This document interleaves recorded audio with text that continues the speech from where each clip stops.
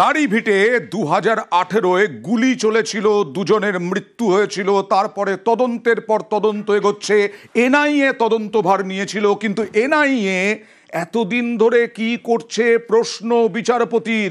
এনআইএ-কে তিরস্কার করলো হাইকোর্ট, এনআইএ-কে তিরস্কার আদালতের। দাড়িভিটের ঘটনায় এনআইএ-কে তিরস্কার। 2018-এ দাড়িভিটে গুলিতে মৃত্যু দুজনের, 14 মাসেও তদন্ত কি কতটা এগোলো প্রশ্ন হাইকোর্টের। নিজেদের কি আদালতের ওপরে ভাবছে এনআইএ? মন্তব্য করলেন বিচারপতি।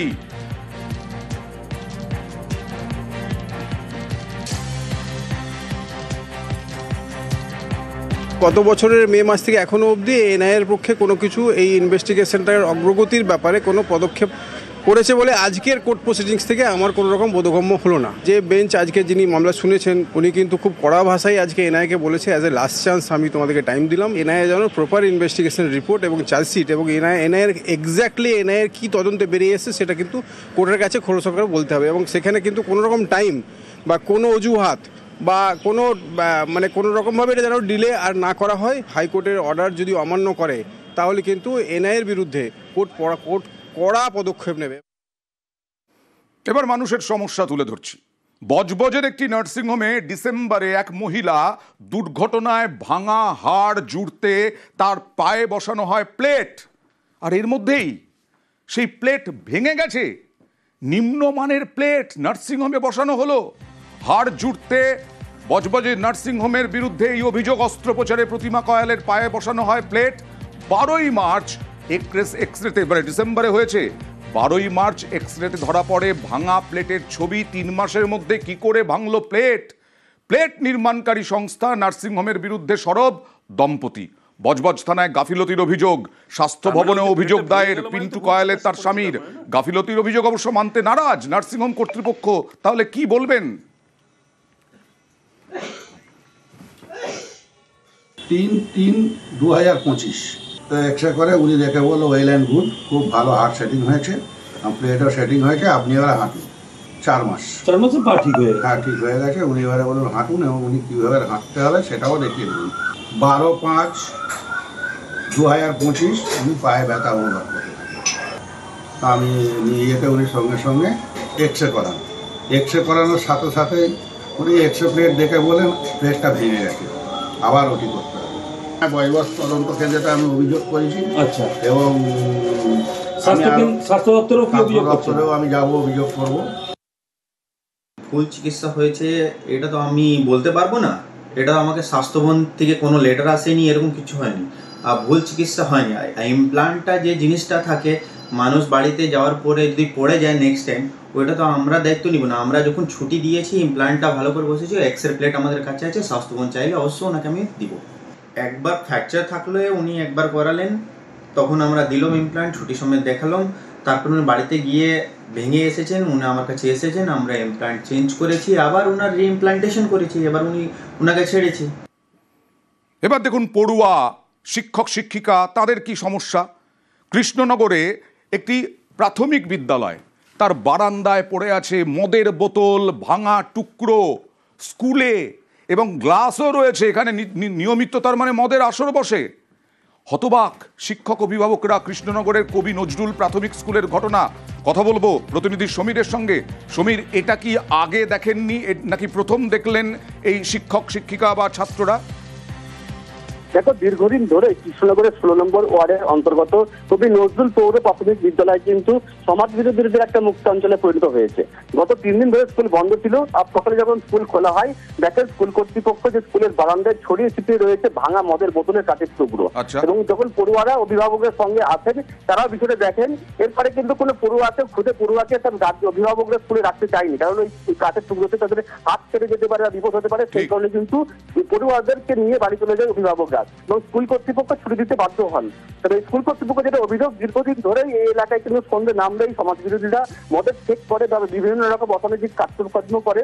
স্থানীয় কাউন্সিলরকে তারা বারবার জানিয়েছে, তা সত্ত্বেও কোনো সোরা হয়নি। স্থানীয় কাউন্সিলর কিন্তু বিষয়টা সম্বন্ধে অবগত, তিনি কিন্তু পৌর প্রধানের বিরুদ্ধে কিন্তু অভিযোগ করেছেন এবং চেয়ারম্যানের বিরুদ্ধে কিন্তু কোর্টে বল তুলেছেন এবং জানাচ্ছেন তারা অসহযোগিতাকে কিন্তু এই স্কুলের পরিকাঠামো উন্নয়ন করা যাচ্ছে না বা এই যে সমস্যা তা দূর করা যাচ্ছে না।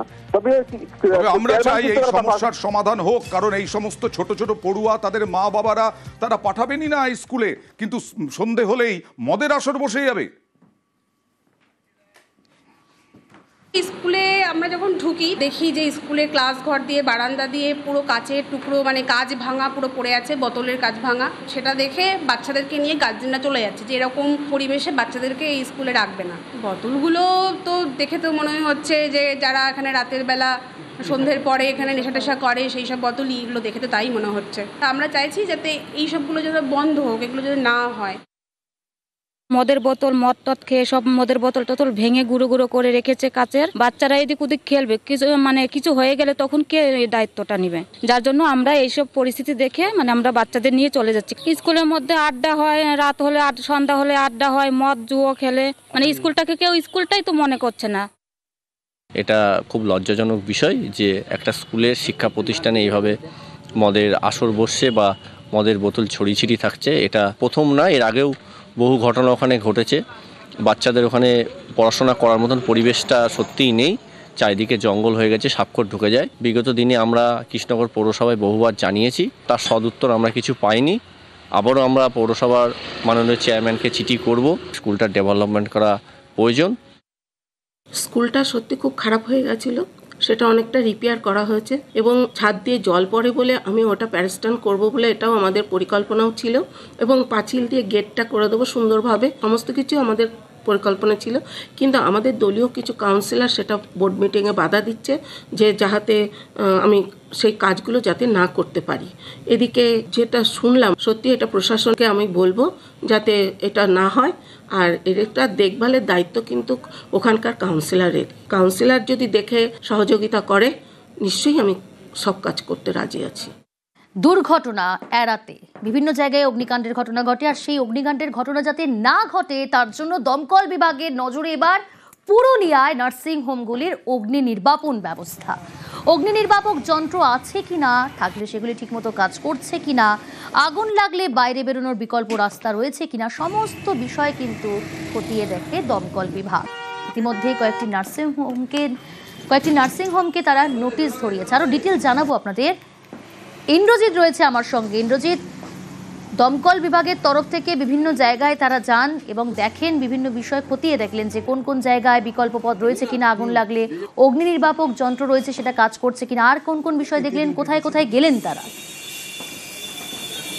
দেখো প্রিয়াঙ্কা, পুরুলিয়া শহরের যে নার্সিং হোমগুলি রয়েছে বেসরকারি, সেগুলোতেই মূলত অভিযান চালায় একেবারেই দমকল বাহিনী এবং তারা মূলত যে বিষয়গুলি দেখে দমকলের আধিকারিকরা, সেগুলো হচ্ছে যে আগুন নেভানোর জন্য পর্যাপ্ত পরিমাণে জল রয়েছে কিনা এবং জলের ট্যাঙ্ক রয়েছে কিনা এবং আগুন যদি কোনো কারণে আগুন লাগানোর মতো ঘটনা ঘটে সেক্ষেত্রে বিকল্প কোনো রাস্তা রয়েছে কিনা, রোগী বা রোগীর আত্মীয় বা হাসপাতালে যে স্বাস্থ্যকর্মীরা থাকবে তারা কিভাবে বেরোবে, সেই সব বিষয়গুলি রয়েছে। এবং এছাড়াও বিভিন্ন বিষয় রয়েছে যেগুলো অনুমতি রয়েছে কিনা নার্সিং হোমে এবং কতটা রাস্তা রয়েছে যেখানে দমকলের গাড়ি দ্রুত এসে আগুন নেভানোর জন্য দাঁড়াতে পারবে, সেই বিষয়গুলি মূলত দেখেছে। এবং বেশ কয়েকটি নার্সিং হোমে যে ত্রুটি পেয়েছে তার জন্য ইতিমধ্যেই দমকল বিভাগ তাদের নোটিশ দিয়েছে এবং কয়েকদিনের মধ্যেই, 1 মাসের মধ্যেই যে ব্যবস্থাগুলো নেই সেগুলো সেই পরিকাঠামো করতে হবে